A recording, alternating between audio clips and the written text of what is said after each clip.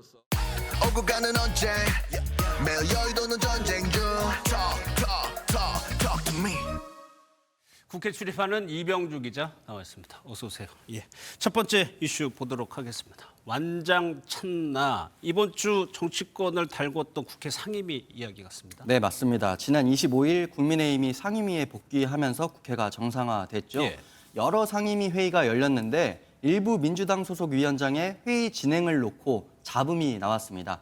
나경원 의원 등 여권에서는 정청래, 박주민 위원장을 거론하면서 위원장 자리를 완장 삼아 불법 점령군 행세를 하고 있다, 이런 비판이 나왔습니다. 예. 그러면 두 위원장이 어떤 발언들을 했는지 한번 볼까요? 네, 먼저 정청래 법사위원장은 회의 진행에서 위원장 재량을 특히 강조했습니다.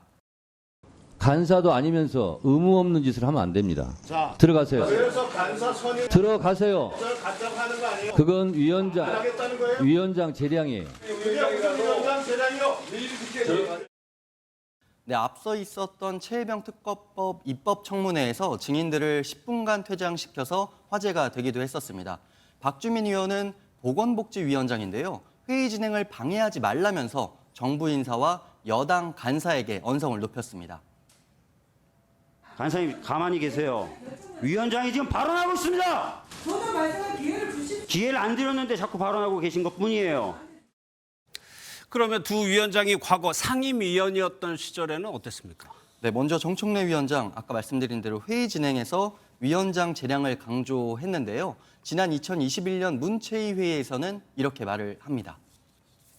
위원장께서 위원장을 처음 해보셔서 그런지는 모르겠으나 이런 경우는 아니에요. 어떻게 하실 겁니까? 규칙을 정하세요. 당시에도 정청래 의원은 의사진행 발언을 빙자해 회의를 방해하지 못하도록 해야 한다. 지금과 물론 같은 취지의 이런 주장을 위원장에게 항의로 하는데요. 정 의원 말대로면 회의 진행은 위원장 재량 아니냐, 이런 지적도 가능해 보이죠. 실제 당시 문체위원장은 본인 나름의 회의를 진행하고 있다, 이렇게 답하기도 했습니다. 또 의사 진행에 불만을 제기한 위원에 소리를 친 박주민 위원장도 회의 진행에 불만을 나타낸 바 있습니다.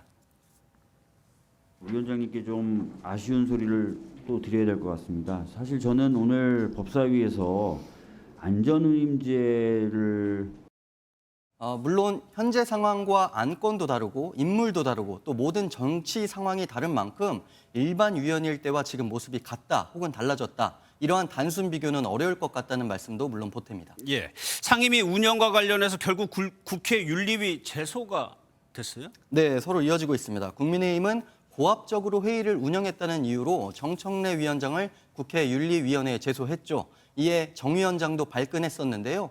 민주당이 어제 국민의힘 한기호 의원 등을 윤리위에 맞제소했습니다.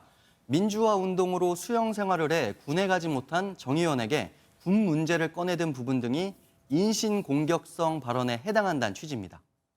정청래 위원장은 군대는 갔다 왔습니까? 군인이 말하지 않고 있다고 만만하게 보입니까? 정청래 위원장은 유상범 의원에 대해서도 회의를 방해했다면서 형사 고발을 검토하고 있다, 이렇게도 밝혔습니다. 예. 마지막 내용 보도록 하겠습니다. 김진표 전 국회의장이 회고록 관련해서 유감 표명을 했습니까? 네, 김진표 전 의장이 펴낸 회고록에 윤 대통령이 이태원 참사가 조작됐을 가능성을 거론했다, 이런 주장이 있어서 논란이 됐죠. 예. 김 전 의장은 어젯밤 SNS 글을 통해서 의도와 달리 사회적 논란이 되고 있어 매우 유감이다, 이렇게 밝혔습니다. 대통령께 극단의 소수 목소리만 보고되는 게 아닌가 하는 우려를 전하려는 취지였다면서 평소 윤 대통령의 소신과 추진력을 높게 평가해왔다고 덧붙였습니다. 이런 해명에도 야권은 대여 공세를 늦추지 않았고요. 국민의힘은 회고록 흥행을 노린 무책임하고 무도한 행태라고 지적했습니다. 알겠습니다. 잘 들었습니다. 이병주 기자였습니다.